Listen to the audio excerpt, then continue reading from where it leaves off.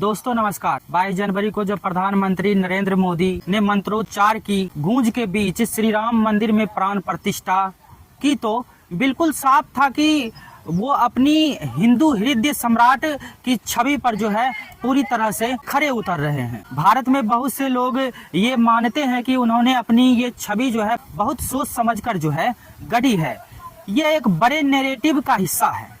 इसका मकसद आबादी के उस बड़े तबके से जुड़ाव बनाना है जो उनके हिंदू राष्ट्रवाद जो है बहुत पसंद करती है। टीवी पर लाइव दिखाए गए इस धार्मिक समारोह को उनके आलोचनाओं और विपक्षी दलों ने हिंदू मतदाताओं को रिझाने की जो है पुरजोर कोशिश कहा। बहुत जल्दी ही भारत के करीब 90 करोड़ मतदाता आम चुनाव में जो है हिस्सा लेंगे, जिसे दुनिया का जो है सबसे लोकतांत्रिक आयोजन कहा जाता है।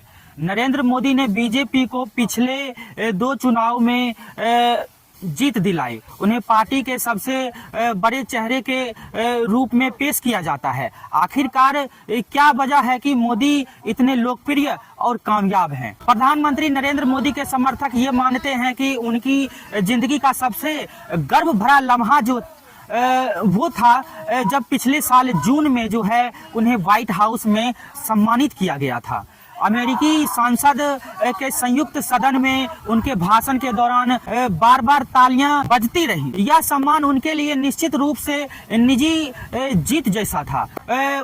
उनके जोरदार स्वागत ने दुनिया को दिखा दिया कि कभी बहिष्कृत रहे मोदी जी को पश्चिमी देश जो है सलाम कर रहे हैं। प्रधानमंत्री मोदी जी जो है अलग अलग लोगों के लिए जो है अलग अलग मायने रखते हैं। कुछ लोगों के लिए वो भारत के सबसे ताकतवर पीएम हैं, वहीं कुछ लोगों की नज़र में जो है वह निरंकुश नेता हैं। ऐसा मानने वाले लोगों की तादाद जो है काफ़ी बड़ी है। उनके नेतृत्व में दुनिया में भारत का जो है भारत की हैसियत जो है बहुत बढ़ी है। लेकिन मोदी के आलोचक कहते हैं कि उनकी सरकार ने विरोध की आवाज़ों को दबाकर जो है मीडिया की स्वतंत्रता पर जो है लगाम लगाकर जो है भारत में लोकतंत्र को जो है बहुत कमजोर कर दिया है। मोदी के आलोचक जो है कहते हैं कि हिंदुत्व और उग्र राष्ट्रवाद पर जो है उनका जोर देना भारत की विविधता भरी संस्कृति के अनुरूप जो है नहीं है।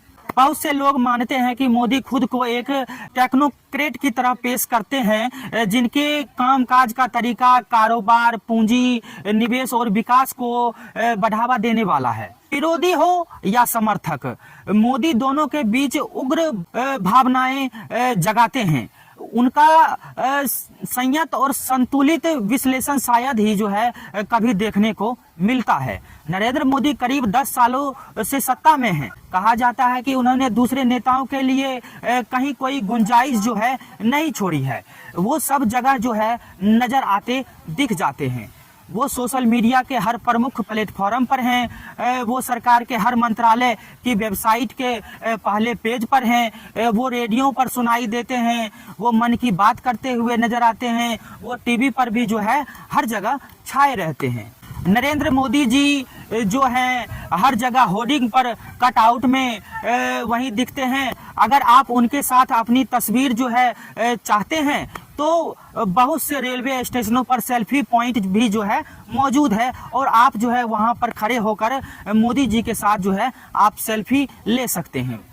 साइट और ऐप भी जो है शहरों के चौराहे, हवाई अड्डों, पेट्रोल पंप, सरकारी संस्थान, रेलवे के प्लेटफॉर्म, हर जगह आपको जो है हर जगह मोदी जी की मुस्कुराती हुई तस्वीरें नजर आ जाएंगी। चप्पे चप्पे पर ऐसी मौजूदगी उनसे जो है पहले किसी और पीएम ने कभी की नहीं थी। दिसंबर महीने में उन्होंने अपनी पार्टी को 3 राज्यों के विधानसभा चुनावों में जो है जीत दिलाई और अब वो अगले कुछ महीनों में होने वाले आम चुनावों की तैयारी में जो है नरेंद्र मोदी जी जुट गए हैं। उनके विरोधी मोटे तौर पर जो है बिखरे हुए हैं और कई आपस में ही जो है भिड़ते भी नजर आ रहे हैं। पिछले साल जुलाई में जो है मुख्य विपक्षी दल कांग्रेस, कई क्षेत्रीय दलों ने आपस में जो है मिलकर विपक्ष की लगभग 2 दर्जन पार्टियों का जो है एक गठबंधन बनाया ताकि सब मिलकर उन्हें चुनौती दे सके। इस गठबंधन ने अपना नाम जो है दरअसल इंडिया रखा, यानी India national development exclusive alliance.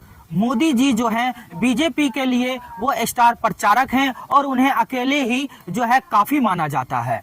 73 बरस के प्रधानमंत्री मोदी का जो सोशल मीडिया पर ऐसा दबदबा है कि उनका कोई विरोध उनकी बराबरी जो है नहीं कर सकता है। सवाल ये है कि भारत में मोदी की लोकप्रियता क्या उनकी अगली चुनावी जीत में तब्दील होगी या नहीं। मोदी के समर्थकों को कोई शक नहीं है कि वो अगला चुनाव भारी बहुमत से जो है जीतने जा रहे हैं। दरअसल बात यह है कि आखिर मोदी को जो है चुनौती दे कौन सकता है।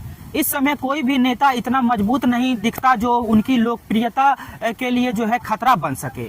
चुनावी रणनीतिकार प्रशांत किशोर जी कहते हैं कि उनकी अजय छवि की वजह विपक्ष को जो है कमजोर कर रहा है। राहुल गांधी कांग्रेस पार्टी के जो है बड़े नेता हैं और वो शायद पीएम मोदी को चुनौती देने वाले विपक्ष के सबसे बड़े चेहरे भी हैं। लेकिन राहुल गांधी 2 आम चुनावों और कई विधानसभा चुनावों में जो है उनके हाथों जो है पराजित हो चुके हैं। लेकिन राहुल गांधी 2 आम चुनाव और कई विधानसभाओं में जो है मोदी जी को पराजित करने में जो है असफल रहे हैं। हालांकि विश्लेषकों का जो है मानना है कि राहुल गांधी ने भारत जोड़ो यात्रा के जरिए गांव कस्बों में आम लोगों से जुड़ने की कोशिश की और बड़ी हद तक जो है वो कामयाब भी रहे हैं।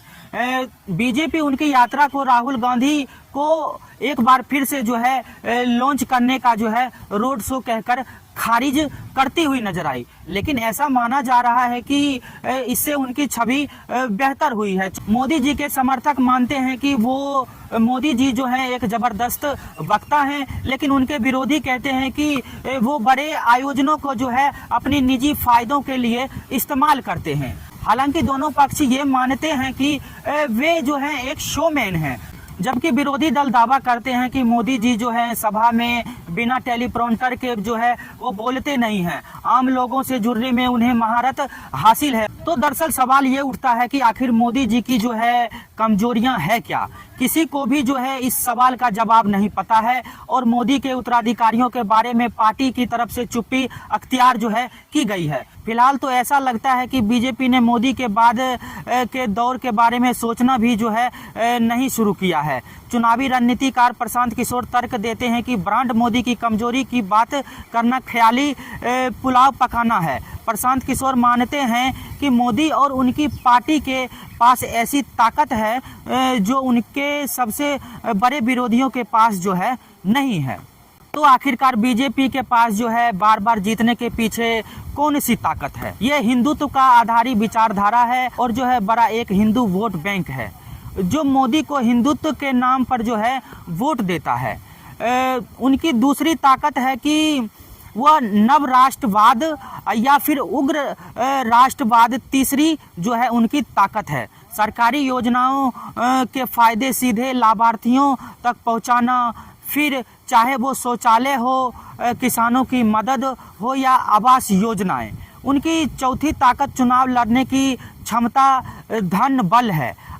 अगर आप मोदी और बीजेपी को हराना चाहते हैं तो आपको इनमें से 2 या 3 पैमानों पर जो है आपको बेहतर करना होगा।